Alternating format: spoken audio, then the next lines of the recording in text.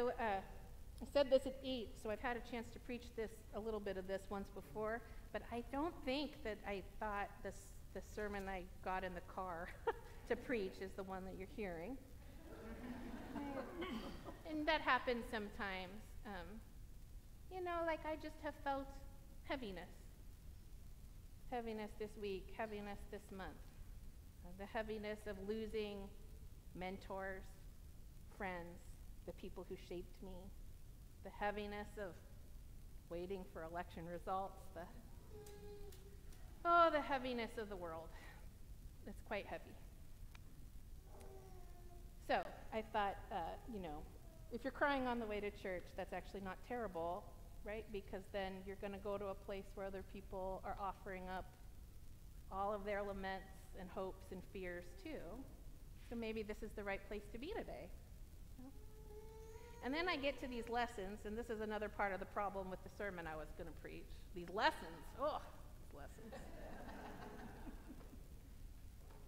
It certainly is a tough to preach something happy-clappy with these lessons. So I especially am drawn to Luke, right? This passage from Luke, he's talking to his disciples. They're looking at the temple, that beautiful temple. And a whole culture put all of its hopes and values and dreams in this temple. And people would come from all over to see it because not just what you could do there, because of what it meant. What it meant for what it means to be human, they came to the temple. I think actually I couldn't conceive of what it meant to have a temple like this, because in Christendom we kind of don't. But I felt like maybe when I was watching C-SPAN on January 6th, and then they shut down the actions of the House and the Senate, and they came and defiled the temple. That was the first time I thought maybe that's what it felt like in first century Palestine, to watch all of your hopes, the edifice of your hope, be taken apart stone by stone. Maybe that's what it's like, I don't know.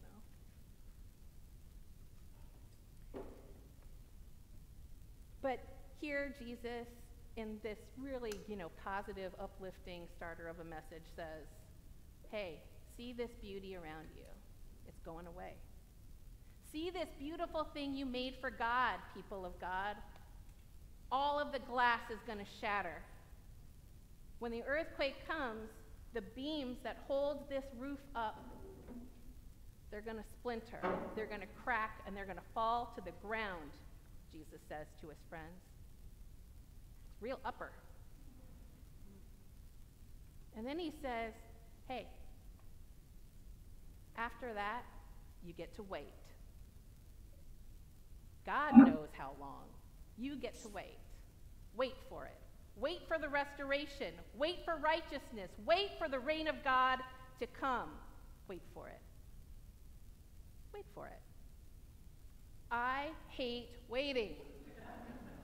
I'm the worst at waiting of all the things that I do, I think, that I have to do, that are like this, that are virtuous, patience. I hate waiting. I hate waiting for my stuff to arrive. I hate waiting for luggage. I hate waiting for election results. I hate waiting for people to tell me who they really are. I hate all of the kinds of waiting that I feel like I have to do so often. So I'm getting better at it. Like, not as bad as I used to be, but this is, I think, a goal of all humankind. We just get a little bit better at being human all the time, maybe, since we're never going to really be perfect. So a couple years ago, before COVID, we took a family trip. So I got 2 kiddos. They're now 9 and 6. And this was the trip where they were going to meet their grandparents and aunts and uncles back east, who they hadn't met before. So the flights were super expensive. A direct flight from here to Syracuse was pricey for the summertime. So we did this crazy thing. We were going to fly into Cincinnati and drive to Syracuse. Right, so, okay. It was like a nice little car trip, and it was going to save us money. We need a car anyway. It's going to save us money. We thought, okay, we'll do that. So we get this red-eye flight. My spouse booked the flights. I booked the flights now. You'll find out why as we get home. I booked. So he picked an airline that I believe is not a reliable airline. And sure enough, when we got to the airport, the flight was delayed, although it wasn't totally their fault. The President of the United States was having a rally at the airport in Cincinnati. The flights were delayed.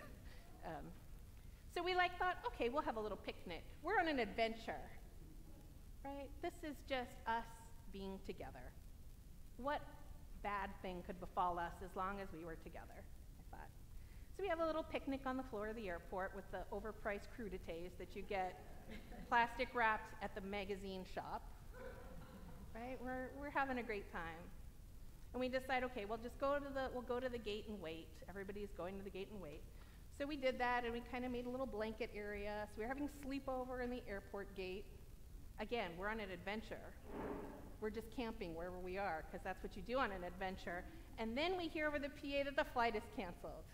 Canceled for weather. So everyone smart goes tearing back to the ticket counter. So you have to get back on the other side of security, right, to get your ticket so that you can get out of here. So I did that. I said, honey, you're with the kids. Get them back to the ticket counter, but I'm going, because I'll go faster. And I tore off. And I made pretty well in line. But while I was in line waiting, because it was going to take a while, somebody came through with some handouts that kind of said, if you have electronics, you can do this electronically. So I made another plan. In fact, this ended up so good for me. We ended up on a nonstop flight. The other one had a layover, and we got there pretty much at the same exact time on Alaska, on an airline I liked. But while we were waiting, having actually an okay time. Here we are on an adventure together. What people would I rather be on an adventure with than these ones? And I watched a woman in line who was not having a very good day. It was clear to me after about 2 minutes of observing her that the expectation that she would get on this flight being disrupted had wrecked her. So she was not able to have empathy for other people. She was not able to set a goal and accomplish it other than give me what I want. And she told everybody in line around her what her goal was. We all knew it. She told everyone who worked for the airline what she thought of them. She told everyone what she did to get what she wanted out of the situation. It was visible from many feet away. So for some of that time, we spent waiting for this flight while the kids were napping. My spouse and I talked about that. Not because, oh, this is a horrible person, because actually all of us have bad days. I've been that person too, I'm sure. The question is, why didn't we do that? That was actually our question. What changed in us? Because we could remember being that demanding, being that sure that we should get what we want, everybody else be damned. And we decided it was because of two things. The first is that we were connected, right? We were having a good time because we were together. It was going to be really hard as long as we were together for us to have a terrible time. That helps a lot. But the other thing we had, and I'm just guessing that this woman didn't have this, was that we had been practicing spiritual disciplines together for a while. Now that sounds like crazy Christian stuff, like churchy mumbo jumbo. But really what it means is that every night when we pray, if we hurt each other, we say we're sorry. It means we tell each other that we can't do this by ourselves, and we ask for help. Right? These are spiritual practices that we'd been doing. And it turned out that had changed us. It had changed us into people that didn't yell at the person who can't fix it.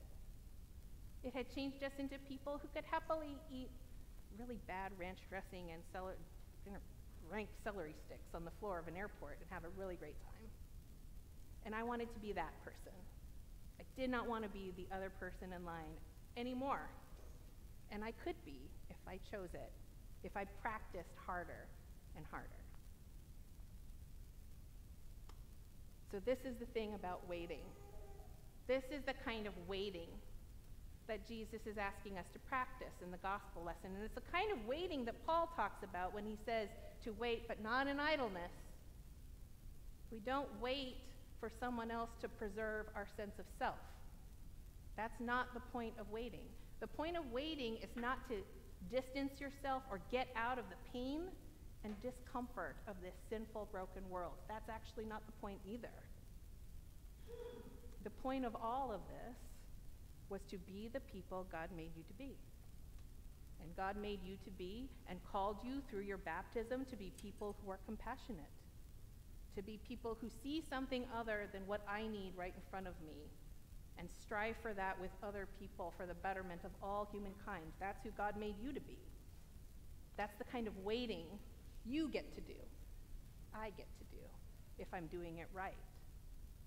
It is not about preserving the self. It is not a waiting to minimize pain. It is a waiting that transforms us into the kingdom and reign of God. Waiting. It still is not easy to wait. It's not easy to wait for a war to end. It's not easy to wait for election results. It's not easy to wait for our luggage. It's not easy to wait for a new bishop. It's not easy to wait for a new rector. And we don't wait being mean to each other. We don't wait trying to save the little bit of ourselves that we had invested. We wait hoping that God will fulfill God's promise. We wait hoping that we will be together, that wherever we end up, we can have a little picnic on the floor together. Grace can do that. I've seen Grace do that. So we're waiting. Here we are, waiting. And God is coming. And God is here. Wait for it.